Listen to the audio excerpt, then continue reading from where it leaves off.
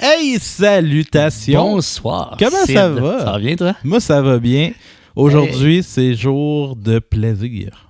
C'est toujours des jours de plaisir, l'enregistrement d'un podcast. Pourquoi? Parce qu'on parle d'une passion commune qui est la musique. Ben voilà, puis aujourd'hui, on a un programme quand même vraiment le fun. Pour vrai, je pense qu'on a dit ça à chaque épisode, mais c'est parce que c'est tellement trippant, Speed-moi ça. J'aime ça, c'est mon podcast préféré. Moi aussi. Speed-moi ça.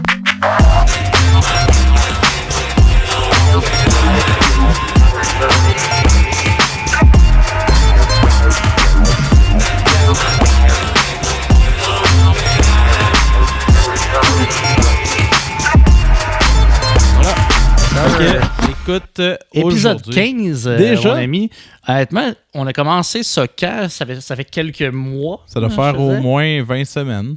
Au moins 20 semaines. Ça fait 14 enregistrements, 14 semaines. 20 semaines, on dirait que tu parles de ton enfant. Tu sais que les gens, quand ils vont même mon enfant, il y a 20 mois. Ah, ça, c'est con. Hey, tu devrais juste pogner ton micro, avance-le, là, comme on lance ça. un peu comme ça. Mais elle est juste pour que quand tu me parles, peu importe dans quelle direction, que ton micro pointe vers fou, toi. Ça, j'aime ça. Ben oui, si tu veux du bon son. Fait que voilà, mais oui. Maintenant que je suis bien aligné, je suis bien heureux de commencer l'épisode 15 avec toi parce qu'on a aujourd'hui, on va finir l'émission avec ça. Fait que vous n'avez pas le choix de rester jusqu'à la fin, mes coquins, parce qu'on va y aller avec le segment local à la toute fin. On trouvait que ça faisait une belle conclusion. Mais avant de parler de la fin... Puis il n'est pas question que tu avances le podcast. Fait que si tu veux l'entendre, le segment de fin, il faut que tu l'écoutes au complet. Hey, t'as-tu vu les nouvelles fonctionnalités sur Spotify? C'est vraiment hot. Par segment, je trouve ça très hot. C'est vraiment, vraiment hot. Mettons que les gens sont moins intéressés, ils peuvent passer au prochain segment. Si c'est intéressant, moi, je vous encourage à toujours tous les écouter parce qu'honnêtement, il y a de la découverte au pied carré. Moi, ça m'a donné le coup de faire de quoi? Puis faire... Là, aujourd'hui, je vais vous parler de Louise Attaque. Louise Attaque, en passant, je pense que je vais parler aussi de Millencolin. Fait que là, il va me faire genre plein de petits segments. C'est pas fou, ça. Ça, c'est très drôle. Non. Honnêtement, j'ai le goût de commencer ça avec une intro. L'intro, souvent, quand on la fait, c'est pour effleurer un album sans entrer en détail. Puis je trouve ça intéressant parce que c'est ça, une forme de discussion. L'intro que j'ai choisi, c'est le nouvel album de Lorna Shore, I Feel the Ever Black Festering Within Me. On commence ça violent, là. On commence ça violent, mais honnêtement... Puis on a un background avec Lorna Shore aussi. Moi, je pense que ça a été un amour... en fait, j'ai retrouvé un ancien amour pour le deathcore en 2022. Quand que Will Ramos a rejoint littéralement, c'est Lorna Shore, exact, puis que ça a créé un buzz. Puis ça, je pense qu'on en a déjà parlé auparavant, fait qu'on va pas se replonger là-dedans. Cependant, ce qui est intéressant avec cet album-là, c'est que je me demandais si avec un EP aussi fort et Pain Remains, un album aussi fort, tu peux revenir avec un nouvel album en ne perdant pas ta nature. En se renouvelant. Puis honnêtement, j'ai été agréablement surpris. Puis je pense que la première chose qui me vient en tête, quand j'écoute une chanson comme Glenn Wood, je sais pas si tu as vu le vidéoclip. La chanson, je l'adore. Puis le vidéoclip, je le trouve touchant. Un peu à la Pain Remains. Attends. Oui, non, c'est pas vrai. C'est parce qu'il y en a sorti un autre dernièrement. Oui. C'est le deuxième, j'ai pas vu. Et Glenn Wood, super touchant encore. Puis moi, ça me fascine à quel point que Lorna Shore va aller dans une violence inouïe, mais à la fois dans de la sentimentalité pour prouver que le métal, peu importe... peut avoir de la profondeur. Peut avoir de la profondeur. Fait que c'est petite madame sur le coin de la rue, c'est des messieurs qui crient « j'aime pas ça », mais attends un petit peu, les paroles, l'émotion, puis en plus, l'image qui l'accompagne leur clip, c'est ça que j'aime, c'est que ça réunit tellement de choses, Lorna Shore, puis encore une fois, ils ont réussi à montrer que ils reviennent encore très fort. Ah, solide. En fait, moi, j'ai été agréablement surpris de cet album-là. Parce que Pain Remains, on a trippé, on est allé le voir en show, on est allé le voir en VIP. À l'époque, c'était encore abordable. On a nos posters signés, on a des petits badges, etc. Fait le total bag, moi, c'est mon sac When the Job. Quand j'arrive avec mon lunch, avec mon sac de Pain Remains. Fait que tu sais, on a trippé sur Pain Remains. Puis tu sais, Will, en fait, il a une versatilité quand même. Il est capable de faire du clean, il est capable de faire du scream. Puis là, on se demandait, il allait-tu amener le clean? Il l'a pas vraiment amené, en fait. Mais où je trouve qu'ils ont poussé plus, c'est sur l'aspect classique. Donc, il y a vraiment des moments où il y a des genres de petits breaks d'une fraction de seconde avec des petites passes de piano à la classique, des trucs comme ça. Ça, c'est honnêtement vraiment hot. Puis je trouve qu'ils ont poussé la réal plus loin que dans l'autre album d'avant. Mais Will est encore en forme, il est encore en feu. Puis je sais pas si tu as remarqué, mais il y a des screams ou des façons de screamer un peu différente à certains moments. En fait, il est allé chercher des nouvelles sonorités de Scream dans ce qu'il fait. Fait que en quelque part, il s'est renouvelé. C'est du Lorna Shore, là. En fait, si t'aimais pas le premier, t'aimerais pas le deuxième. Ah, ça, c'est sûr. Si tu te répètes sur le premier, tu risques vraiment d'aimer celui-là. Fait que, on réinvente pas totalement la formule, mais honnêtement, moi, les petites passes de classique au travers, je trouve le côté, justement, de Pain Remain qui était très personnel. Ouais. Ils l'ont récidivé. C'est encore un album qui file personnel. Will, il amène sa touche. Le band est solide. Les compositions, il n'y a pas de filler. Encore une fois, ça s'écoute d'un bout à l'autre, puis il n'y a pas de moment plate. C'est jamais platonique, il y a toujours une saveur hyper variée. Puis Will, sur album, apporte une touche unique, mais dans la vie aussi. Je trouve dans son charisme, dans son énergie, son dynamisme. Tu as le goût de le suivre, même si tu ne traites pas Lorna Shore, je trouve ça intéressant. Cet humain-là, je trouve qu'elle a vraiment d'un humain exceptionnel. Puis je trouve ça le fun parce que justement, je pense que ça, c'est un peu sa marque de commerce. Puis ça l'a emmené tellement de gens dans le deathcore. Peut-être pas mainstream, mais dans le sens que je pense que ça rallie beaucoup de gens qui s'en intéressaient moins auparavant. Je trouve ça vraiment intéressant. Puis aller voir les one take qu'il fait, parce qu'il a naturellement ressorti des vidéos de one take de l'album. Puis honnêtement, là, c'est impressionnant. Ça tellement l'air facile quand tu le regardes. Tu fais comme, il a même pas l'air à forcer, les joues détendues. C'est une maîtrise totale. Puis ça montre à quel point que le métal, c'est de la technique, c'est de la pratique, c'est du talent et non pas seulement du monde qui crie et du bruit. Puis dans ça, je trouve les musiciens sont talentueux. Il y a de la recherche, il y a de la profondeur, puis il y a un son qui leur appartient. Moi, je trouve qu'encore une fois, là, mon parallèle est peut-être boiteux, mais je trouve que Lorna Shore reviennent en prouvant leur place dans le milieu deathcore. Un peu comme Eminem à chaque fois quand il revient dans le milieu du rap pour montrer, écoutez, je suis encore là, regardez ce que j'apporte. Là, Lorna Shore, j'ai l'impression qu'ils mènent encore la danse, puis qu'ils montrent que la danse de la fin, c'est eux qui l'ont. Ah, solide, vraiment. Allez écouter ça, Lorna Shore, l'album s'appelle I Feel the Ever Black Festering Within Me. C'est court comme titre. Ouais, ça s'apprend bien, c'est facile à dire, c'est le fun. Ah, c'est très fluide, ça. Ben oui. Bien pensé. C'est ça. Hey, on se lance dans nos segments? Ouais. Tu veux commencer avec le tien ou on commence avec quel? Est-ce qu'on commence avec les coups de cœur? Je pense que j'irais, moi, avec un coup de cœur, puis j'ai le goût je pense que je vais commencer avec celle-là.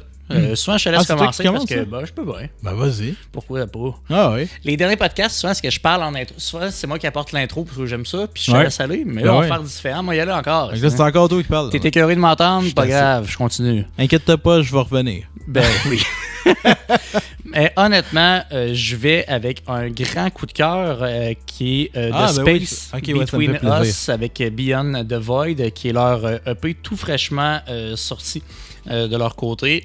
Je viens parce que j'ai parlé en même temps que toi. Le band s'appelle The Space Between Us. Parce que je pense que tu l'as dit en même temps que j'ai parlé, puis je suis juste être sûr que les gens l'ont compris. Donc, ça recommence. The Space Between Us. Le EP s'appelle Beyond the Void, qui est un groupe, je dirais, à saveur metalcore, pop-punk de Québec. Ouais, de la ville de Québec. Ce qui est agréable, c'est qu'on connaît les membres, Carl Dufour, Alex Maury. On les salue. Je leur avais déjà dit qu'on parlerait d'eux dans le podcast. Ouais. Pas seulement parce que c'est des amis, parce que même si on a des connaissances dans la vie, on n'a pas forcément les mêmes goûts musicaux. Cependant, j'ai été très surpris. Parce que je me rappelle, on était à un spectacle de musique, on se parle d'un autre projet de musique. Tu sais, souvent, plein de gens des projets de musique dans la vie qui viennent nulle part. Puis j'étais comme, OK, j'ai hâte de voir ça. Puis là, ils ont sorti ça. Puis honnêtement, là, depuis la sortie, je l'écoute tous les jours, même complètement. Honnêtement, en travaillant, je l'écoute en boucle, cet album-là. Je trouve que tu tripes sur, mettons, A Day to Remember. Je pense que c'est mes références, ils étaient pas là pantoute, moi. Non? Ah, mais honnêtement, A Day to Remember, il y a une tune qui commence vraiment avec du scream en partant, qui est Beyond the Void, qui me faisait penser à du A Day to Remember. Mais en même temps, c'est qu'ils ont leur couleur, puis je pense qu'ils vont merger entre le vieux metalcore de l'époque avec un son actuel. Tu sais, je pense à l'intro de Chasing Shadows, ce qui est vraiment hot, puis c'est qu'il est full bouncy, man, puis ça rentre comme une tonne de briques.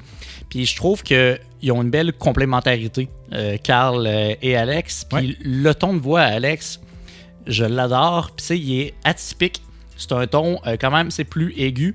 Je vais dire nasillard, pas nasillard dans le négatif, mais dans le sens que c'est vraiment un ton qu'on n'entend pas souvent. Ben, c'est qu'en fait, elle chante plus du haut de la face que de la gorge. Exactement. Ouais. Puis ça, ce son-là, je l'aime beaucoup, mais mon coup de cœur, je crois, de l'album, c'est Let Go.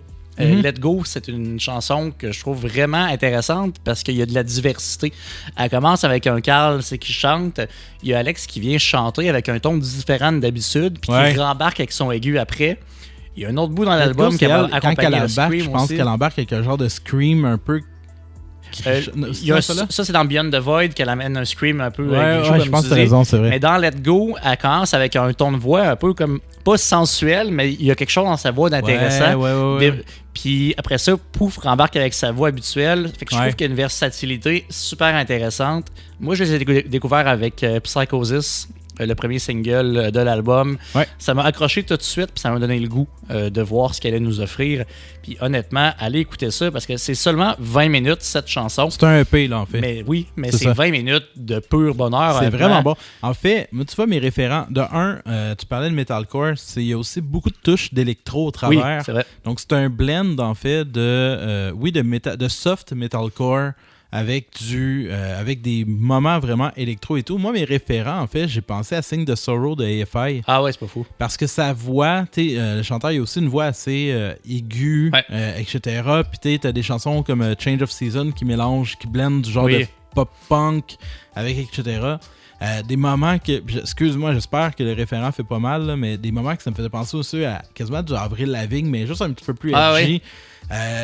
D'autres moments du Bring Me the Horizon, mais dans l'époque un petit peu plus amo et peut-être plus la mouvance, plus le late Bring Me avec quand il a commencé à fusionner justement les genres, etc. Fait qu'on est vraiment là-dedans, une production super clean en fait. C'est là j'ai oublié son nom, là, le chanteur. C'est Carl. C'est Carl qui compose. C'est du homemade, man. Puis c'est très un bien fait. La réalisation est très efficace. Alex, c'est une tatoueuse, c'est elle qui a aussi dessiné la pochette de l'album. Fait que ils ont vraiment fait ça de DIY solide, mais du DIY de qualité. Genre, c'est vraiment pas, ça sonne pas garage du tout là. C'est clean, c'est propre, une production léchée. Puis comme tu dis, la fusion entre les deux fonctionne super bien. C'est un couple dans la vie. Fun fact aussi, puis je trouve qu'ils collaborent super bien. Puis comme tu l'as dit, le visuel est sa coche. Il a fait de la merch aussi. Il y a des CD en préparation. Honnêtement, je trouve qu'ils maîtrisent bien la promo, les vidéos, la présence sur les scènes, font des live streams. On fait une session d'écoute à la maison avec du monde vraiment en huis clos. J'aurais aimé ça y aller. Moi aussi, malheureusement, je pouvais pas, mais assurément que je serais allé. Mais honnêtement, je trouve que c'est bien pensé. Le côté marketing, je trouve qu'ils martèlent un peu partout, mais bien. C'est efficace leur présence, c'est efficace leur matériel. Il y a de la qualité dans tout. Donc, tu sais, je vous lève mon chapeau, j'ai hâte d'en voir plus, puis assurément qu'il va falloir les plus vieilles chansons, parce qu'il y a des chansons qui ont refaites pour l'album. Inner Demons, je pense que c'était une Inner Demons, Psychosis aussi de mémoire, puis c'était à l'époque où lui était seul. Puis en fait, l'ajout d'Alex avec le duo masculin-féminin, la touche qu'elle amène fait vraiment en sorte que ça sort du lot, fait vraiment en sorte en fait que ça se distingue. Et clairement, s'ils continuent à livrer en qualité, puis s'ils continuent à aller dans le sens qu'ils vont, je suis persuadé qu'ils sont voués à avoir quand même un beau rayonnement sur la scène locale, mais d'après moi, en fait, ils ont le potentiel d'aller plus loin. Je les verrais ouvrir pour plein de groupes, pour vrai. Parce que c'est versatile, comme tu dis. Autant dans le pop-punk, du rock, du metalcore. Parce que j'ai donné metalcore pour avoir une référence en général, mais comme tu dis, c'est tellement large. Mais c'est du metalcore qui électro, pop-punk. Pop metalcore, soft metalcore, c'est qu'on sait que les influences sont là. Mais comme je dis, on est plus proche d'un... C'est metalcore dominant. À la Bring Me the Horizon sur Emo. Exact. Et non à l'époque. Mais Bring Me, je pense que c'est une bonne référence, honnêtement. Si t'aimes le metalcore comme Bring Me. Ou Asking Alexandria, le late Alex. Ça fait vraiment beaucoup plus doux, beaucoup plus approchable. Je pense qu'ils peuvent aller chercher un public beaucoup plus large que juste ceux qui trippent métal. Je pense que la scène alternative est aussi en fait une scène qu'ils vont pouvoir exploiter assurément. Un album comme Post-Human, mettons, de Bring Me peut être intéressant dans ce genre-là aussi. Fait que je pense que honnêtement, je vous recommande si vous les connaissez pas. Moi, c'est mon coup de cœur de la semaine. Puis je pense que ça va jouer longtemps encore dans mon Spotify. Absolument. Tu veux-tu gérer avec le mien? Ben là, oui. J'ai assez parlé, je pense. Tabarnouche, enfin, il était temps. Arrête. Je parle plus. Mon coup de cœur, en fait, j'ai découvert le band. Je sais que c'est pas leur premier album, mais j'ai que écouté celui-là et je suis en amour littéralement avec cet album-là. Le groupe s'appelle Mother of Millions et l'album qui est sorti en 2024 s'appelle Mania Matter. Ouais. En fait, moi je suis déjà de base, je suis tout le temps vendu au prog, la musique progressive. Là, on est en fait sur un band de métal progressif post-rock. En gros, comment je décrirais rapidement pour vous mettre un peu en contexte à quoi ça peut ressembler. Il y a des moments que ça peut me faire penser à Muse quand ils sont un petit peu plus élevés dans la musique. Le Bruce, qui est un groupe aussi qui est en train de vraiment monter de façon fulgurante avec des voix très clean, une approche très théâtrale, très cinématographique dans l'approche. En fait, on est beaucoup dans cette zone-là, donc on n'est pas dans le prog Pink Floyd, on n'est pas non plus dans le prog Opeth, on est vraiment dans une sorte de progressif vraiment plus rock en soi. Grosso modo, pourquoi cet album-là, je trouve qu'il amène un son vraiment différent malgré tout. Sur la scène, ça sonne une tonne de briques. Les compositions sont juste malades, en fait. Et encore une fois, c'est un album qui n'a pas de filler sur l'album. Je suis allé voir un petit peu c'était quoi le concept de cet album-là quand même. Pour mettre un peu en contexte, en 2019, il y a leur claviériste qui est mort, je sais pas de quoi. Et en fait, le groupe ont décidé, c'est un peu une sorte d'hommage à cette personne-là. C'est un hommage en fait à la résilience, à la vie et tout. Puis ils ont vraiment décidé de prendre cet événement-là qu'ils ont tout affecté pour faire une œuvre qui en fait est plus positive. Okay. Et en fait, donc, il y a vraiment des chansons que j'ai trippé vraiment, vraiment solides. De un, l'ouverture, l'album s'ouvre sur une pièce orchestrale hyper cinématographique qui te met clairement en fait carte sur table que tu t'en vas vers un album épique, beaucoup plus qu'un album lascif, si on veut. Il y a la chanson titre Mania Mater qui en fait est juste vraiment, vraiment excellente. Il y a une invitée, je sais pas c'est qui la chanteuse, mais en fait, il y a un refrain avec une genre de chant un petit peu, je sais pas, fantôme, tu sais, une sorte de spirit qui se dégage de cette chanson-là qui est juste vraiment, vraiment malade. Il y a une autre chanson qui s'appelle Eerie, qui est un autre truc super épique, quasiment méditatif, qui, en fait, juste pour cette... je pense que cette tune-là mérite à elle seule d'être écoutée. Vraiment, vraiment un gros trip. Moi, j'adore beaucoup le groupe Leprous. Je sais pas si tu connais, mais qui a vraiment un chant particulier, une voix particulière. Puis c'est un band, en fait, qui ont tourné ensemble. Puis tu vois les influences quand même au travers de ça. C'est vraiment beau si vous aimez, en fait, si vous êtes amoureux de rock, de lourd, de cinéma, si vous aimez en fait le prog, si vous aimez le rock, allez écouter ça. C'est un band européen, c'est un band de mémoire, je l'ai noté quelque part, c'est un band de Grèce. De Grèce? Donc c'est quand même très cool. Ah, j'aurais pas deviné. Ben moi non plus. Et puis voilà, en fait, juste pour dire quand même quelques critiques qui sont sorties, des 9 sur 10, de façon générale, c'est salué comme étant un album mature, cohérent, qui clairement a de l'influence. C'est t'as eu ça parle de c'est ça, maturité, de raffinement. Il y a des comparaisons qui sont vraiment pas bêtes. En fait, Sleep Token, si on pense au premier album, on n'est pas très loin d'Evin Towson aussi. Donc en fait, c'est vraiment dans cette mouture-là. Et honnêtement, cet album-là, je l'écoute en boucle. Je l'écoute peut-être une fois par jour à peu près. Je trippe vraiment solide dessus et je vous encourage à aller l'écouter. Donc le band s'appelle Mother of Millions et l'album que je parle s'appelle Mania Mater, qui est sorti il n'y a pas si longtemps en fait, donc en 2024. Allez écouter ça, c'est excellent. Mais ça, c'est une sacrée belle découverte, honnêtement. Je connaissais pas ça, puis tu l'as dit, Muse en référence, mais vraiment, c'est vraiment. Puis honnêtement, si t'aimes Royal Blood, que t'aimes Motionless in White, que t'aimes Sleep Token, tu l'as dit, mixe tout ça ensemble, puis rajoute du prog là-dedans. Fait que c'est tout ça. C'est des ingrédients magiques pour un gâteau incroyable. C'est un peu ça. Cet album-là, je l'ai écouté beaucoup en travaillant. Je savais que ça, puis à Space Between Us, ont été deux de mes albums qui ont le plus joué cette semaine. Puis c'est vraiment du bonbon, cet album-là. Fait que je suis pas surpris des 9 sur 10. J'y donne au moins ça, si c'est pas 9.5. Album parfait, c'est rare que je donne un album parfait, mais celui-là, il est pas loin. Il est pas loin. Il est pas loin, ça, c'est vraiment excellent. Le visuel de l'album est vraiment cool. La pensée, la structure, c'est la maturité. On a parlé tantôt dans les critiques, mais ça se ressent. Puis quand on parle d'album, souvent on parle de recherche dans la musique, de profondeur, puis de qualité, de prendre le temps de bien faire les choses. Puis ça prouve ça, que tous ces ingrédients-là sont là. C'est fou. Pour moi qui est un amateur de musique, qui aime... Je pense que ça... littéralement tous les ingrédients que j'aime dans la musique. Ah oui, absolument. Je pense que si quelqu'un veut savoir c'est quoi ton style, j'y enverrai cet album-là pour faire gaffe. Ça répond à tout ce que j'aime. Ah ouais. Fait que allez voir ça. C'est vraiment, vraiment, vraiment excellent. Vraiment.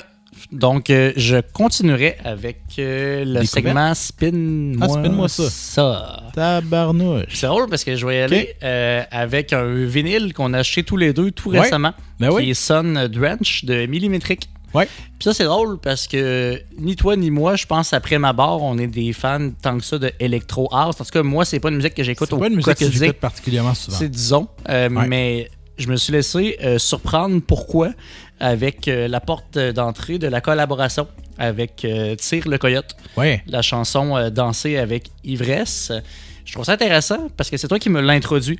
Cet album-là. C'est Millimetric qu'on le connaît. Fun fact, on est avec l'agence Booking Deux Chats de notre côté pour des spectacles futurs. On travaille pour les festivals, pour des marchés, des premières parties et tout. Donc, on vous le répète, si vous avez un groupe que vous aimez, ce qu'on vous présente dans le podcast, que vous aimez notre musique, qu'il y a des opportunités, que vous connaissez des gens, peu importe, toutes les raisons sont bonnes pour nous écrire et nous inviter sur scène. On a faim. On veut monter. Donc là. voilà, ça c'était ma petite parenthèse, mais Millimetric est un DJ qui est aussi avec l'agence de Booking. Donc on a eu une rencontre avec lui.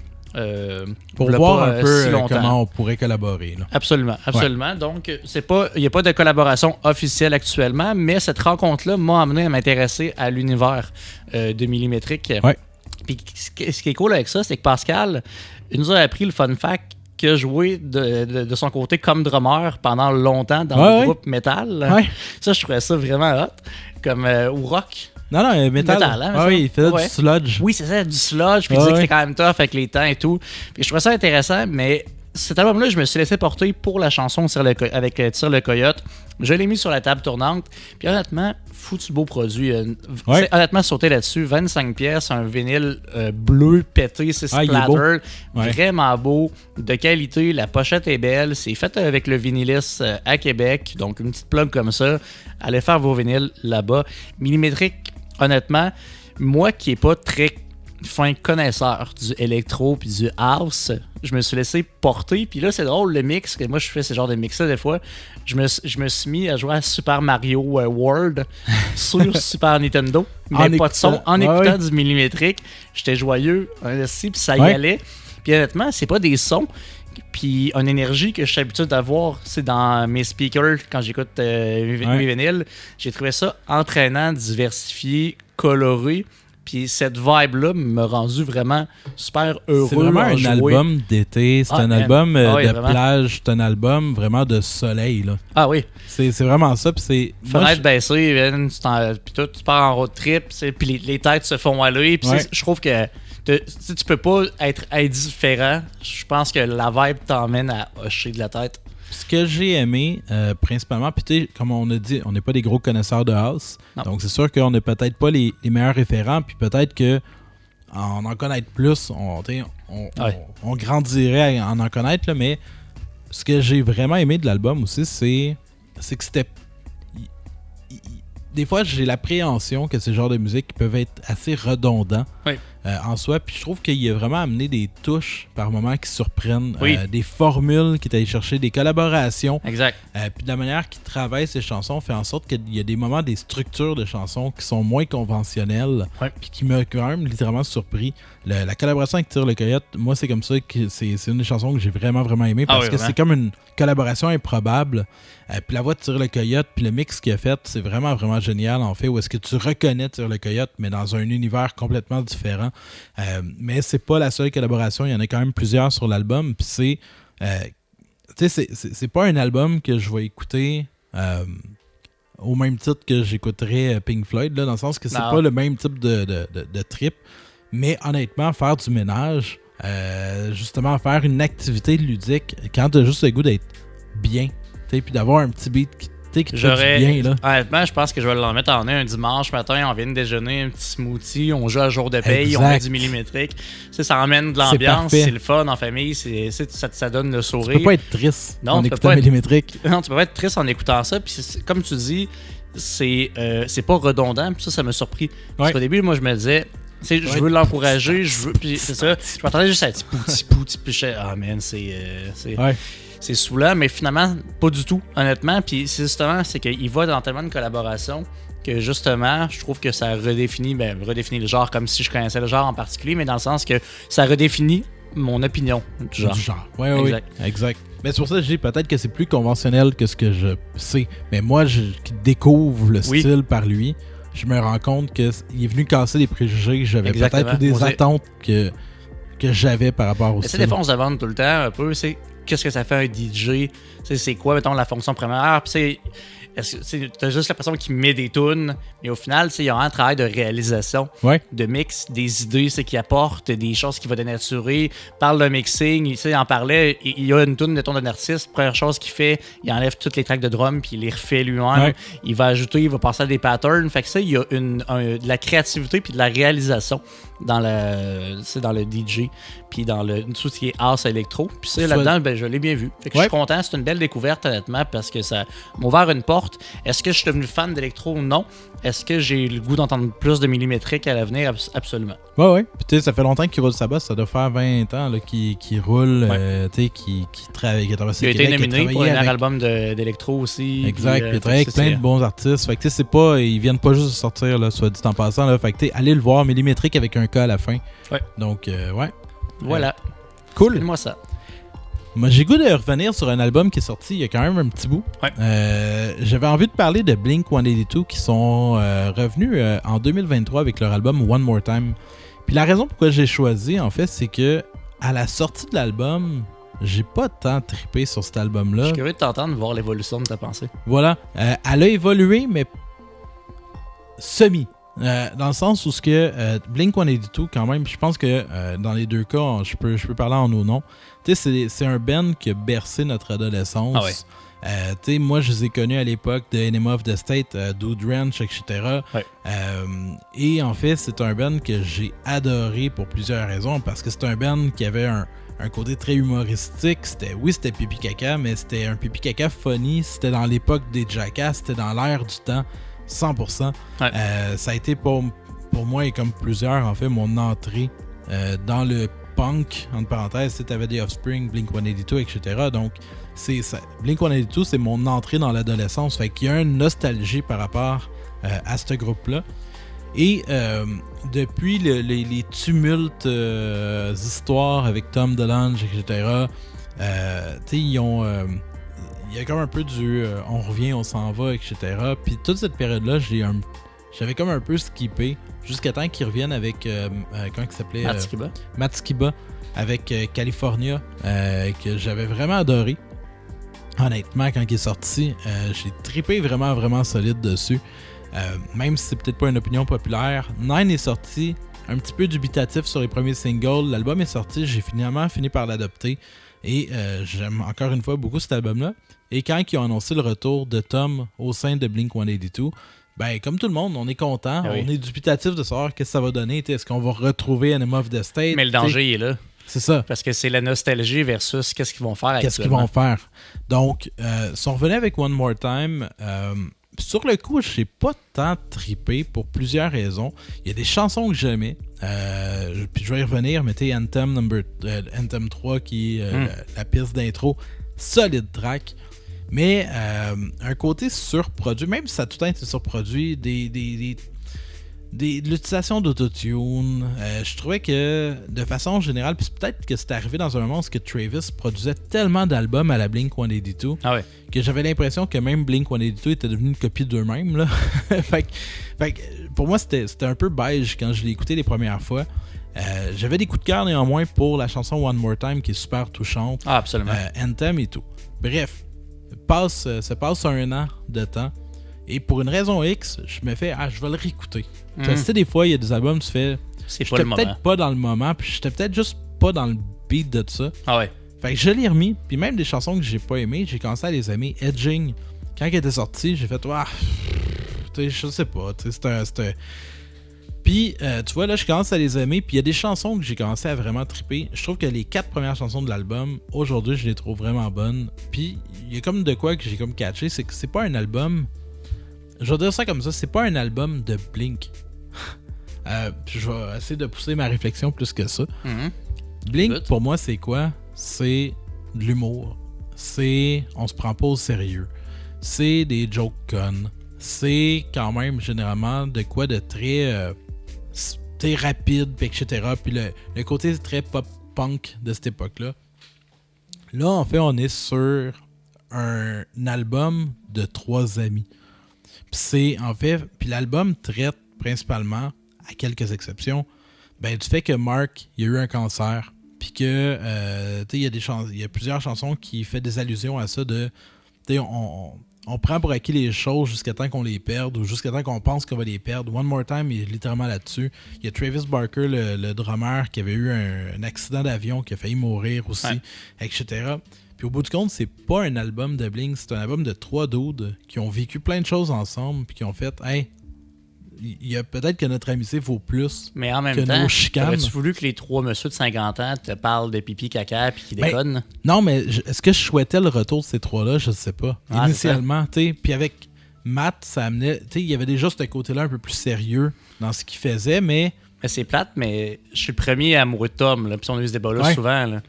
Mais là, je suis capable de dire que One More Time est moins bon que Nine.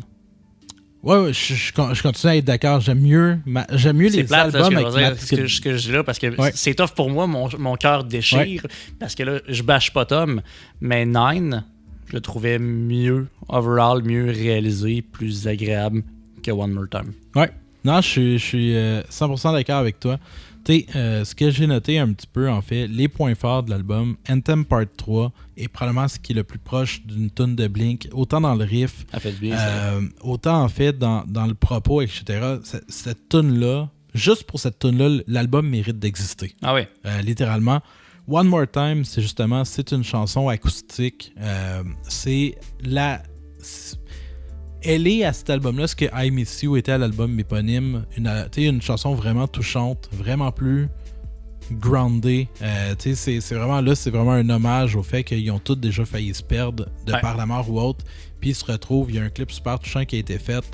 Il y a des chansons que j'aurais aimé puis que j'aime moins. Terrified, qui est qui était une chanson qui était destinée à Boxcar Racer, qui est un excellent album, mais que j'ai de la misère à embarquer dedans. Mais il y a des chansons comme Dance With Me qui initialement, je sais pas, puis finalement j'ai commencé à l'aimer puis à la chanter, mais tu sais, c'est les olé, olé, olé. Puis, mais il y a des chansons comme ça, ce que je fais. Elle est douteuse un peu celle-là, je trouve. Oui, mais aujourd'hui, je suis rendu que je l'aime. Il y a des chansons comme ça que je trouve bien. C'est juste que l'album est inégal. Il y a beaucoup de chansons, je pense qu'il y a 16 tunes dessus. Plus si on parle de Part 2 qui en ont rajouté 8. Fait que si, mettons, on y va avec le tout, il y a 25 tunes, 25-26 tunes en tout. J'aurais pu le réduire à 12 puis faire un excellent album. Je trouve que il y a beaucoup de fillers là-dedans. Là. Il y a beaucoup de chansons que j'aime vraiment pas tant. Mais reste que c'est un album qui a quand même grandi un peu. Puis où est-ce que, au lieu de dire que c'est un album de trop, je suis comme, c'est juste pas leur meilleur, mais dedans, il y a quand même des petites pépites. C'est un album de trop. C'est en fait, comme tu dis, c'est mon feel là-dedans. J'ai rêvé pendant des années au retour de Tom. Ouais. Puis quand le retour est arrivé, c'est un peu mon mon idéal de jeunesse aussi, de comme faire je veux que ça ressonne comme avant. Mais les messieurs de 50 ans vont pas ressonner comme avant, ça va être différent, c'est autre chose, ça a évolué. Puis ça prouve que des fois, se réunir, ça donne pas toujours les résultats auxquels on s'attend, parce que souvent, nos attentes sont celles du passé, puis ça pouvait pas sonner comme dans le temps de I Miss You, mettons, mais par contre, ton parallèle est excellent, parce que moi, cet album-là, l'album éponyme de Blink, il a viré dans mon Discman, il était rayé de partout, mon gars, je l'ai surécouté. C'est un des premiers albums que j'ai acheté avec mon argent de poche, avec mon Discman bleu ciel de Sony. Puis il a tellement roulé, puis One More Time m'a vraiment ramené avec I Miss You, même feel, genre parce que ça te pogne en dedans, que je trouve ça super agréable. Moi, c'est mon grand coup de cœur. De cet album-là. Anthem 3, elle te ramène justement dans le temps un peu de First Date et tout. Fait que ça, je trouve ça intéressant. Par contre, des tunes comme Dance With Me, il y a des tunes que je trouve un peu plus douteuses de mon côté, qui manquent de... Je trouve que il manque de chair autour de l'os. Je trouve que c'est un album... On avait MGK il n'y a pas longtemps avant, qui avait sorti son album avec Travis, GXDN, c'est plein de trucs produits par Travis. Qui sonnaient tout un peu Blink. Blink sont revenus en ayant l'air de sonner comme toutes les autres, mais dans le fond, c'est eux, Blink. Ouais. Parce que le courant était trop fort à ce moment-là. Fait que je pense qu'il est sorti à un mauvais endroit à ce moment-là, mais reste à un mauvais moment, pas un mauvais endroit. Mais... c'est pas un mauvais album. C'est pas un album de Blink que je réécoute particulièrement. Honnêtement, je préfère écouter Nine ou même California que réécouter celle-là. Ouais. Par contre, ça fait du bien de réentendre la voix de Tom. Ça fait du bien de les revoir ensemble. Ça fait les du bien. extraits de spectacle qui ont l'air cool, en fait. C'est le fun que ça soit retrouvé. T'as encore un Tom en spectacle qui a toujours l'air à se fourrer avec sa guitare. Puis c'est du Tom tout caché. Puis c'est ça, Blink. Mais Blink, c'est de l'imperfection aussi. Le gros problème de cet album-là, c'est que les chansons qui sont plus edgy, là, je mets des guillemets, sont trop surproduites pour ce que c'est. Puis quand je dis surproduit, ça a tout le temps été bien produit, Blink, après Dude Ranch, mettons. Sauf que tu sentais tout le temps quand même le côté punk dans ce qu'il faisait. Néanmoins, le côté gamin dans le son, etc. Là, quand tu fais de quoi qui est super produit avec, tu sens que des fois il y a l'autotune dans la voix de Tom, puis que tout est super léché, tout est super... Il y a pas... Je pense que ça fait en sorte que l'humour se perd un peu. Parce que c'est de l'humoristique qui sonne sérieux. Fait que je trouve juste que c'est là où est-ce que il y a moins le spirit. Fait que c'est...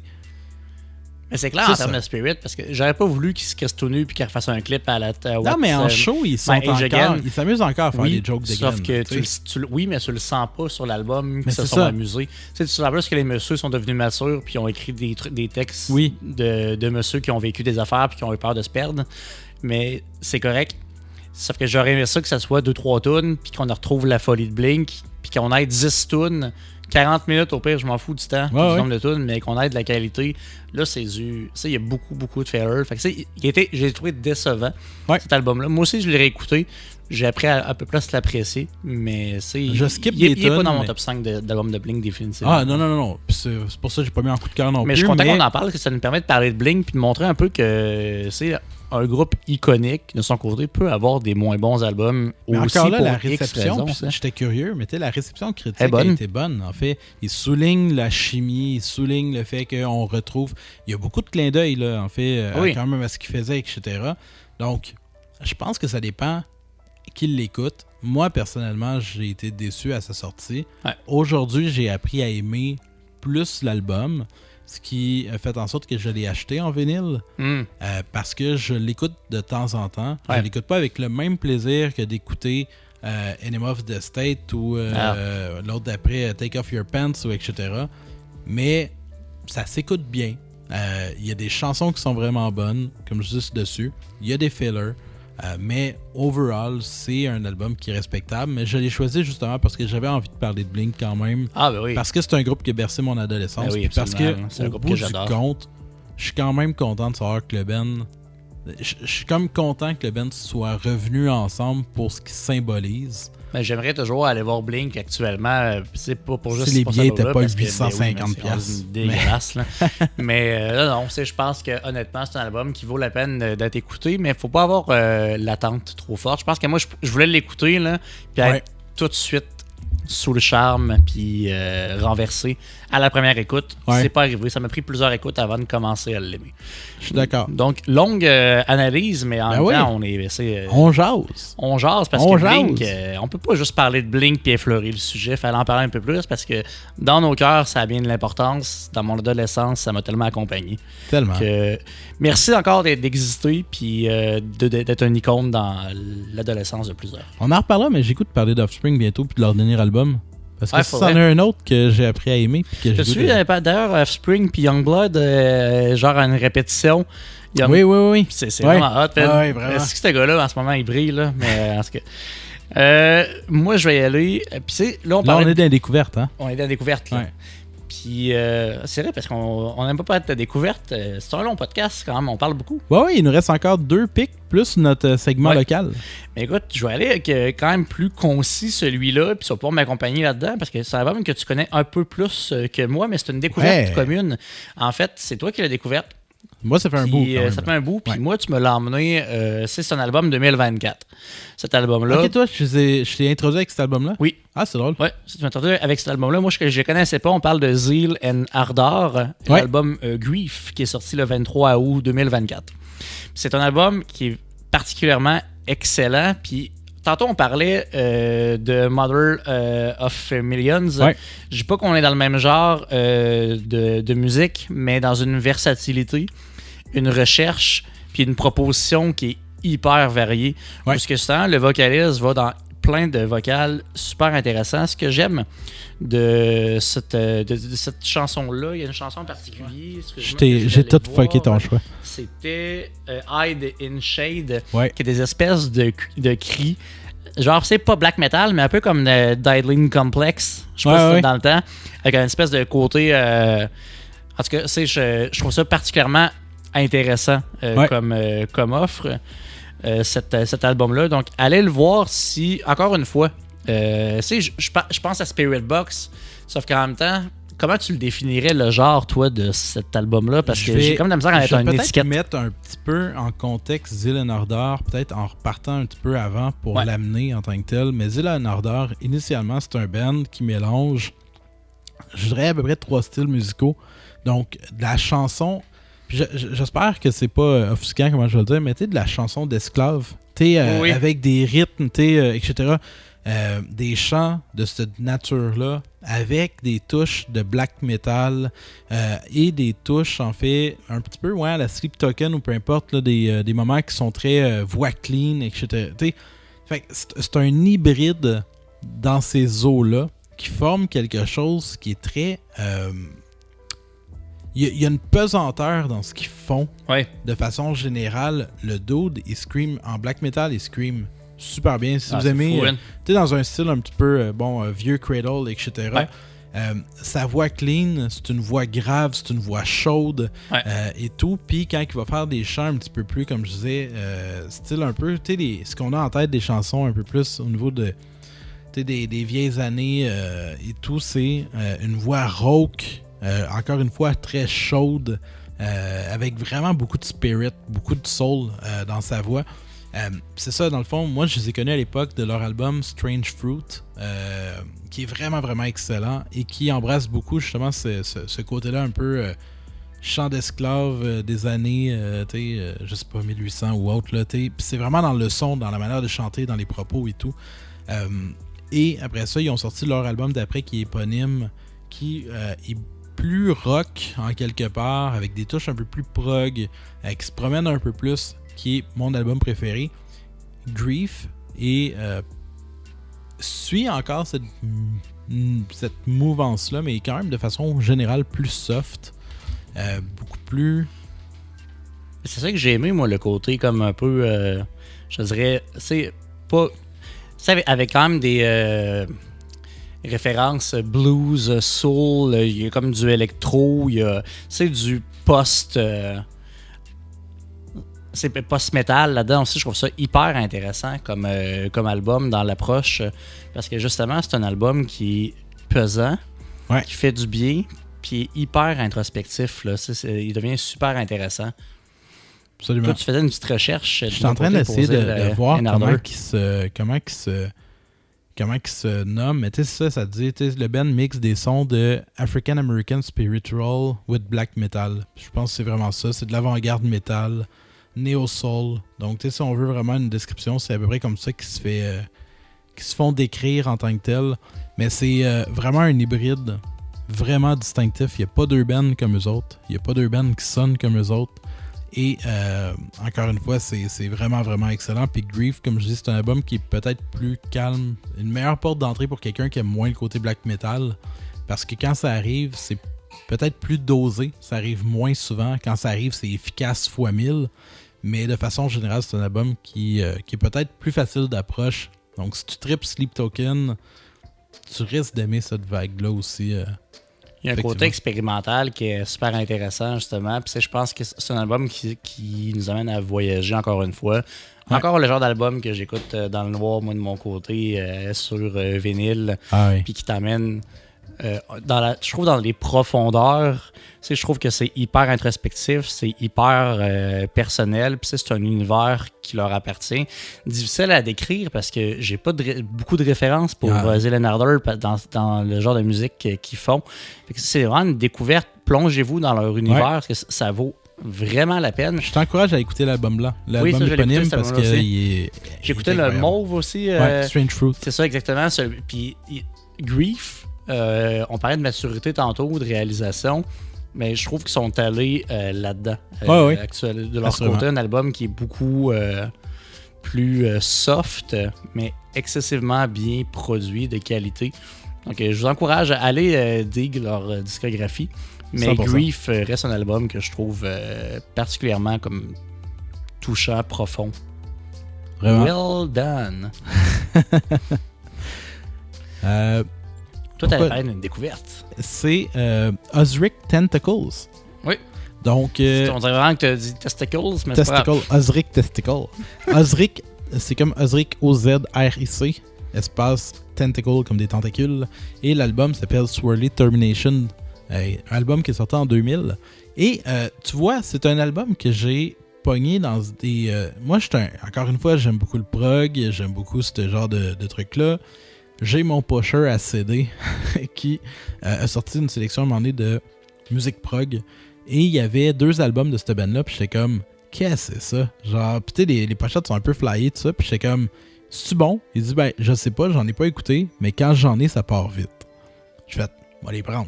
Fait que j'ai pris les 2 albums. Et c'est le premier que j'ai écouté et j'ai pogné un trip, mon gars, mais solide. Et en fait, pour mettre en contexte, c'est le genre, c'est un mélange de psychédélique, de prog. Ils disent du space rock, du world fusion. Fait que c'est super pété. Ah, mais c'est pété en sacrément, là. C'est un band d'Angleterre, du Royaume-Uni. Et en fait, ce que j'ai appris, parce que je ne savais pas, c'est que c'est un album qui est sorti sans vraiment qu'ils le veuillent. Donc, en gros, le band a existé. Ils ont fait des albums, etc. Et il manquait un album à faire pour respecter leur engagement en soi. Puis ils étaient comme en chicane et tout. Puis en gros, ils ont cet album-là, il est sorti, c'est une compilation de... j'essaie de le retrouver, mais dans le fond, c'est des compilations de trucs qu'ils avaient enregistrés pour des albums qui n'avaient pas servi ou qui n'ont pas finalement finalisé, des remixes qui ont été faits. Fait que en gros, ils ont comme repris plein de trucs, puis ont fait un album avec. Le band n'avait jamais vu la pochette avant que l'album sorte en magasin. Ah, fait ouais. que c'était vraiment... c'est quasiment fait à leur insu. Non, exactement. Donc, mais c'est ça, mais c'est... au bout du compte, puis je suis assez d'accord. Moi, je l'ai écouté, j'ai vraiment trippé, parce que c'est vraiment en fait des gars, je guesse que c'est des gars, là. Il y a peut-être des filles aussi, mais Tu sais, qui ont eu des trips, là, ils se sont claqués un buvard, puis on fait de la musique. Là, là ils ont fait des gros jams musicales, puis c'est pété, ça part à gauche, à droite, puis ça me rappelait en fait les premiers albums de Pink Floyd, quasiment par moment, tu sais, d'époque metal, etc., sans forcément avoir tant de paroles. Mais dans l'univers, où est-ce que ça me ramenait un petit peu dans ce côté-là, tu sais, des genres de chaos, mais géré, tu sais, dans le sens que ça pète de partout, mais ça s'en va quelque part quand même. Ah oui. C'est comme le feeling que j'avais en soi en l'écoutant. En gros, je sais pas comment le décrire, c'est difficile quand même à mettre en mots. Je pense que moi, ce qui me vient en tête, c'est Focus. C'est Hocus Pocus. Ouais. C'est genre vraiment pété. Là. Il y a de la voix là-dessus, chose qu'il n'a pas, parce qu'il n'y a pas de vocal. C'est important de le mentionner. C'est uniquement instrumental. Mais c'est thème Yes, thème Gentle Giant, thème Supertramp. Je pense que ça devient intéressant, mais il y a une folie, justement, qui est particulièrement unique à cet album-là. Est-ce que j'aurais aimé, moi, avoir du vocal là-dessus? Parce qu'avoir une voix là-dessus, ça aurait été particulièrement un défi de taille. Puis justement, je pense que... Je pense qu'il n'y a pas de place à la voix. Tu sais, il y a des affaires, des fois, tu fais ça manque de voix, mais je sais pas ce qu'il aurait fait, le vocaliste, là-dessus. C'est ça aurait été tough. Ouais. Non, c'est vraiment, si vous aimez le prog psychédélique des années 70, ça sonne mieux parce que ça a été enregistré dans les années 90-ish. Mais si vous tripez sur cette vibe-là, en fait, là, vous mettez votre cerveau, puis vous faites juste comme vous vous laissez aller, là, puis embarquez, vous êtes le soir, fermez les lumières, vous avez vos écouteurs ou juste des bons speakers, une table tournante. Je sais pas s'il est en vinyle, là, mettez un CD. Puis faites juste comme vivre le moment. Là. Ah oui, absolument. Posez-vous pas de questions. Écoutez-le comme vous écoutez un vieil album de Pink Floyd. Le trip, il est là puis il est solide. Là. Ouais. Fait que non, vraiment, j'aurais pu le mettre en coup de cœur, cet album-là. J'ai vraiment un gros coup de cœur. Il m'en reste un à écouter, puis peut-être que je vais revenir en disant finalement, il était bon, mais l'autre est encore meilleur. Voilà. Mais voilà, ça m'a juste vraiment fait découvrir un band. Puis des fois, c'est... Puis ça m'a rappelé quand j'étais ado. Parce que moi, je faisais ça, je sais pas si t'as déjà fait ça, mais moi, j'avais vraiment la passion d'aller au Music World à l'époque. Ou Archambault, là, si on veut, mais c'était anciennement, il y avait un magasin qui s'appelait Music World. Puis j'avais un budget, mettons, $40. Puis je prenais des albums que je savais pas c'était quoi. Fait qu'il y a plein d'affaires, j'ai pogné comme ça que j'étais juste, il est en rabais à 12$. La pochette a l'air cool. M'a l'essayé. Puis là, je revenais chez nous. Puis des fois, j'étais déçu. Puis après ça, à force d'écouter, mais il y a des bands comme Sigur Rós que j'ai découvert comme ça. Il y a plein d'affaires que j'ai découvert juste parce que j'ai été intrigué, parce que le vendeur me dit, Stem Radiohead, peut-être essaye ça. Muse, hot, ça, je les ai découverts comme ça aussi. Aller au HMV, au Archambault, puis c'est parler avec le disquaire, le dos de la place. Puis c'est souvent, on se pognait un dos en particulier qui travaillait, puis c'est avec lui que tu découvrais. Tu sais, qui était comme un Spotify vivant, là, un peu. Ouais. Puis je trouvais ça hot, souvent, parce que j'ai découvert énormément de choses en allant dans les stations d'écoute, en parlant dans des boutiques comme ça. Je pense que c'était beaucoup plus coûteux, côté budget, qu'un Spotify maintenant, mais tellement plus riche, parce que j'adorais manipuler ces CD-là. J'adorais parler, découvrir. Puis des fois, comme tu dis, je revenais chez nous, puis j'étais déçu de mon achat, mais je finissais à en par faire je l'ai payé 20$. Je vais l'écouter. Puis en faire comme OK, c'est. Après finalement, coup, j'aime la 2, la 5, la 8. Finalement, la 3, exact. Puis il y a plein ça faisait place à des découvertes. C'était vraiment le fun. Fait que une belle nostalgie. Fait que Fait que cet album-là, j'ai vécu ça. Je l'ai acheté en me disant, je sais pas c'est quoi. Il était cher pour un CD. Ouais. Tu sais, je pense que je l'ai payé 10$ chaque. Puis honnêtement, c'est un coup de dé le fun. Puis j'ai fait comme, oh shit, belle découverte. Puis je suis vraiment content. Fait que n'hésitez pas à faire ça des fois. Surprenez-vous. Arrêtez, lâchez Spotify des fois. Faites juste aller quelque part. Si vous collectionnez des vinyles ou des CD ou peu importe, vous avez un petit extra budget, faites juste écouter les recommandations d'un disquaire. Allez au Noise, allez au 33 tours. Faites, moi je trippe là-dessus. Sors-moi de mes... fais quelque chose ou va dans un disquaire, achète-toi un CD à 5$ que tu fais. J'ai aucune idée si c'est bon, mais je vais laisser la vie me surprendre. Des fois, ça amène des belles choses. Absolument. C'est un conseil judicieux, mon cher ami. Ça me fait plaisir. Moi, ce que je vais faire, c'est qu'on va clôturer cet épisode-là avec le segment tant attendu. Le segment local. Segment local. Hey, on parle Segment local, en fait. Les gens d'ici. C'est quoi? C'est les gens d'ici. Puis comme on disait, de tout, de tout horizon. Peu importe le genre de musique, anglais, français, peu importe la région, on veut encourager des artistes locaux. De Québec à Montréal, passant des îles de la Madeleine à la Gaspésie, Saguenay, tout a compris. Ah oui. À travers le Québec, mon ami, on veut que tu nous partages. On a déjà une quarantaine de chansons à écouter de notre côté. The Space Between Us en faisait partie, mais étant donné que c'est un coup de cœur, j'en ai parlé déjà. Et on n'a pas eu la chance de recevoir notre ami Thomas Simon. Je recommence, mon ami, te suis, je suis même pas capable de dire ton nom. Thomas Simon Sadière. Pourquoi? Parce qu'on était pas assez équipés.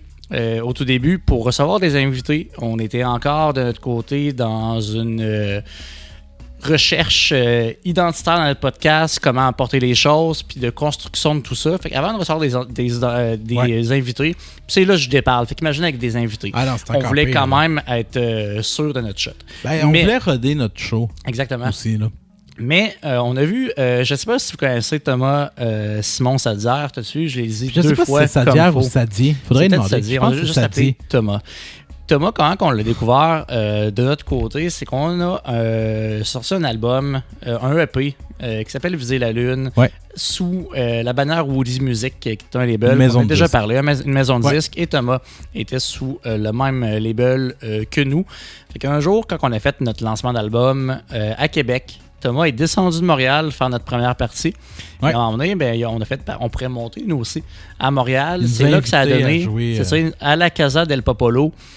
Thomas, c'est un amoureux. Si vous allez sur notre Spotify Petit Roi, en fait, le show qu'on a donné à Casa del Popolo a été enregistré, puis l'album est sorti, en fait. Donc, si vous voulez écouter le show, gracieuseté de Thomas, parce qui a enregistré le show complet, qui a organisé tout ça. Ouais. C'était vraiment super agréable. Puis Thomas, c'est quelqu'un, justement, qui...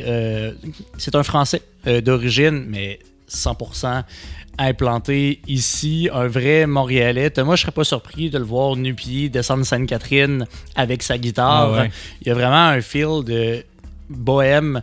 J'aime la musique, j'aime tout ce qui vient avec, la culture, la création, la communauté, la découverte. C'est quelqu'un qui est engagé dans les communautés artistiques. Il invite des bands, il est vraiment très fonceur de façon générale. Puis il y a un groupe sur lequel il partage plein d'opportunités, puis des shows, puis des trucs comme ça. Fait que ça, by the way, si je peux faire un des plus gros props, c'est vraiment d'être impliqué à ce niveau-là, en fait, pour la culture, puis pour les artistes, puis tout ça. Donc ça, je peux y danser un gros On a un segment local, mettons, puis Thomas, c'est dans son ADN un peu ça, c'est à promouvoir le paysage d'ici, puis d'encourager, puis c'est le genre de gars qui aime jammer avec plein de monde, qui aime avoir des projets, qui est signé sous plusieurs labels, avec plein de projets, parce que la tête est en ébullition. Là, je parle de son nouvel album. Un nouvel album sorti le 23 mai dernier quand même. Puis Thomas a fait quand même plusieurs podcasts dernièrement aussi qui en parlent, puis qui parlent de la vie en général. C'est Thomas a une bonne connaissance musicale, un bagage aussi. Il était là à l'école dans plein de domaines diversifiés.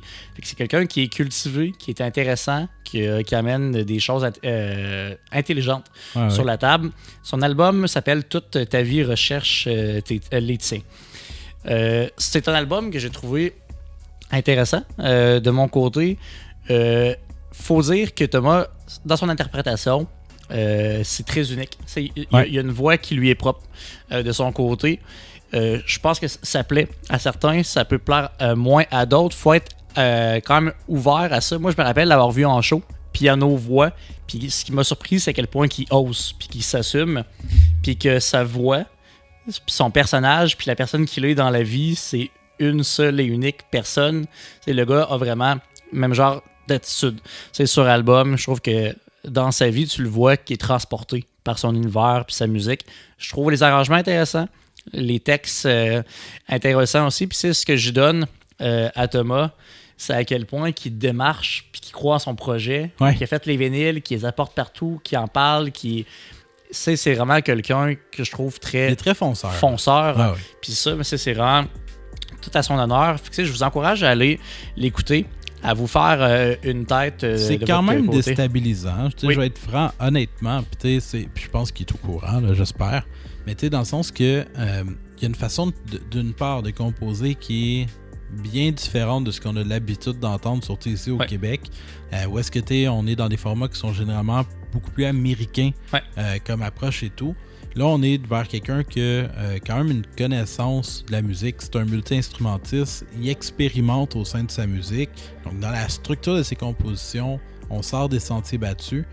C'est quelqu'un qui a une voix vraiment atypique. Donc, il y a une sorte de chanter, une voix quand même assez claire, une façon de chanter.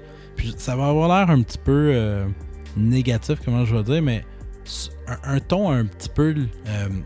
comment on dit ça, Ben, ce qui me vient, c'est un peu plaintif, mais ça a l'air très négatif quand je le dis comme ça, mais dans son ton de voix... C'est que ça peut être négatif pour quelqu'un qui n'a pas le goût de tout ça. Exactement. Mais ça vient qu'une émotion, cette signature-là. C'est sa signature, puis je pense qu'il y a vraiment une voix de tu vas aimer ou tu n'aimeras pas du tout. Je pense que tu n'auras pas d'indifférent. Puis ça, c'est tout en son honneur dans le sens que ça offre de quoi de unique en tant que tel. Puis si tu tripes, tu vas tripper. Mais je pense pas qu'il y a des gens qui vont dire ouais, c'était correct. D'après moi, c'est soit que les gens vont faire malade ou qui vont faire j'aime vraiment pas ça. Mais c'est correct parce que il en faut des artistes qui vont déstabiliser puis qui vont déstabiliser les conventions, etc. Puis je pense qu'il le fait bien. Il y a néanmoins au travers de l'album des chansons qui sont peut-être plus typiques. Donc parce que est une chanson où est-ce qu'il a invité une choriste pour faire le refrain. Parce que c'est mon coup de cœur, moi, je pense. Puis Miss Amérique, j'aime beaucoup aussi. Parce que dans le texte, je trouve intéressant, justement, la voix féminine. Je trouve que ça amène une belle couleur. Je trouve que c'est une chanson assez complète. J'ai été intrigué par l'album de mon côté. Je trouve que c'était agréable de côtoyer son univers. Je pense que c'est un album qui se vit plus en spectacle. On peut être comme folie. D'accord.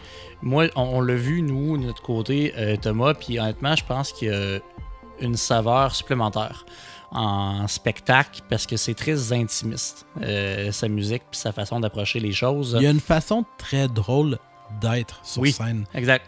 Puis la manière façon qu'il y a, que je pourrais le représenter, c'est c'est qu'il y a un côté un peu français distingué avec une petite touche de condescendance, mais pas une condescendance. Encore là, je le dis pas avec des quoi de négatif, c'est juste un côté très une prestance, etc. Mais avec un humour, une aisance, une audace sur scène, il est drôle. Il va faire des calls qui sont vraiment on point, etc. Fait qu'il y a vraiment un côté très... il y a un mélange de un peu hautain, un peu blasé, mais avec de l'humour. Il est capable d'être cinglant, mais c'est bien, bien équilibré. Il a pas peur de ses propos. Parce que je pense que le show commence. C'est quoi quand ça commençait déjà le show avec une espèce de genre l'orgasme. Puis là, ça commence au début du show. C'est comme OK, shit, man, ça fait 2 lines. Puis c'est déstabilisant. C'est déstabilisant. Puis en même temps, il y a un aspect envoûtant à ça qui m'interpellait. Donc, allez l'écouter. Comme je vous dis, moi je pense que vous allez flipper un 25 sous. Puis soit vous allez tomber sur la reine et triper votre vie, soit vous allez tomber sur l'original, vous allez faire c'est pas mon jam à moi. Je pense que c'est vraiment ce type d'artiste-là. Puis comme je dis, pour moi, c'est positif parce que ça veut dire que j'aime mieux être un artiste, je pense. J'aime mieux un artiste qui ne plaira pas à tout le monde, mais qui amène vraiment une couleur qui est propre à lui. C'est la définition d'un artiste, comme tu dis, j'aime mieux respecter mon art, faire ce que moi je veux. Je vais faire un parallèle qui va être parfait, même si c'est pas le même genre. C'est comme des artistes comme Björk. Ok, ouais. Dans le sens que Björk, tu vas l'aimer ou tu l'aimeras pas. Tu vas aimer sa voix ou tu l'aimeras pas, tu vas aimer sa manière de composer ou tu n'aimeras pas ça. Je te dis pas qu'il fait du Björk, c'est 2 univers, sauf que c'est le même genre d'artiste dans le fond, qui fait de quoi d'atypique, avec une voix atypique, avec une façon de chanter qui est atypique, puis qui va... sur lesquels tu vas accrocher ou que tu n'accrocheras pas, mais je connais personne qui a fait Björk, c'est correct. Généralement, c'est j'aime pas ça ou je trippe ma vie. Non, c'est ça, il y a une proposition unique Ouais. Thomas, c'est vraiment le cas de le dire. Fait que allez découvrir son unicité, faites-vous une tête. Mais nous, on voulait en parler. Pourquoi? Pour promouvoir la musique d'ici. Ouais. Pour promouvoir quelqu'un qui nous a soutenus aussi puis qui continue à nous soutenir. Puis avec qui on espère pouvoir collaborer et repartager la scène. Puis on est super contents. On a reçu plein de monde qui nous ont écrit pour partager leurs projets, pour nous envoyer des chansons, etc. Nous, on prend le temps de les écrire. On s'est fait une petite playlist entre nous.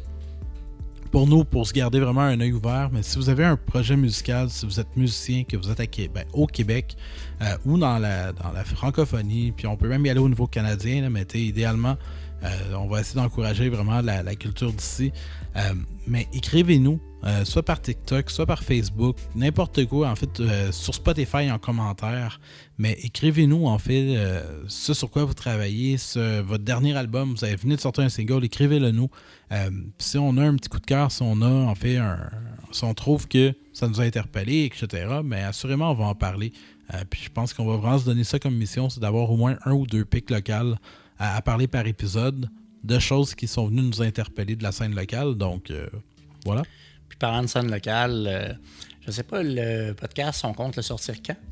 Ben, après la sortie... non, on va le sortir cette semaine. OK, fait que quand tu vas écouter cet épisode-là, dis-toi que quelques jours après, nous, Petit Roi, sortons un nouveau single qui est prêt à partir, qui s'inscrit dans un... C'est pas le single qui est prêt à partir, c'est le single s'appelle Prêt à partir. C'est vrai, hein? Oh, oui. Ça portait à conclusion. Le single s'appelle Prêt à partir, signé avec Woody Music, distribué par Amplitude Distribution. Disponible sur 45 tours s'il y a des radios, d'autres podcasts qui nous écoutent. Sirius, XM, Franco, pourquoi pas, mes amis, à nouveau. On a Labyrinthe qui roule encore. On aimerait donc bien que Prêt à partir puisse entrer. C'est intéressant parce que Labyrinthe était dans le registre rap à la base et maintenant on est dans un registre folk puisque cette chanson-là s'inscrit dans un changement de direction. Oui, on est en train de peaufiner puis de définir vraiment notre son. Puis je pense que c'est ça, la vocation d'un artiste, c'est de se chercher, d'être constamment en train de se re-questionner. Puis on est vraiment en train de toucher à de quoi. Honnêtement, on est en train de travailler sur le prochain album. On est rendu à 5-6 tunes de fait. Ouais. Et on trippe comme des enfants, en fait, sur ce qu'on est en train de faire, oui, vraiment. honnêtement. Et également, je vous invite, by the way, parce que notre album Évasion est dans les nominations à la GAMIC, qui est un festival, un gala, en fait, pour la musique émergente des artistes indépendants, en fait, du Québec. Donc, si vous allez sur le site de la GAMIC, G-A-M-I-Q, vous pouvez, en fait, vous subscribe au site et regarder dans vos boîtes de courrier indésirables. Puis, faites pas le saut... Parce que moi, j'ai fait le saut. Vous vous inscrivez. Moi, ça m'a pris une bonne journée avant de recevoir mon autorisation. Mais par la suite, les bulletins de vote dans mes courriels indésirables. C'est ça.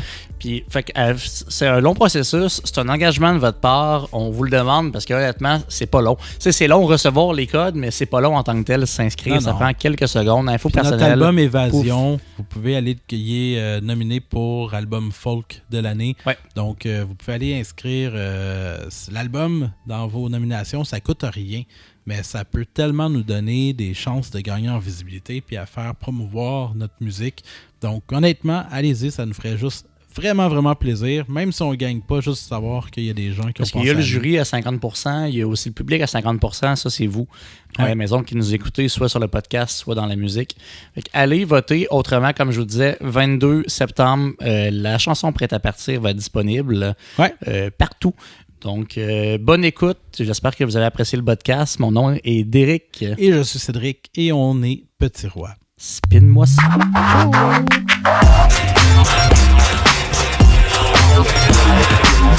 Ciao.